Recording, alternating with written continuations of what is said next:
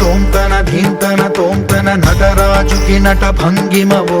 ధీంతన తోంతన శంకరునికి సంకీర్తనవో ఈశ్వరుడే అనునిత్యం తనలో తలచుకునే ఓంకారమువో శివ హృదయం కరిగించే ఆ పంచాక్షరివో నీ మదిలో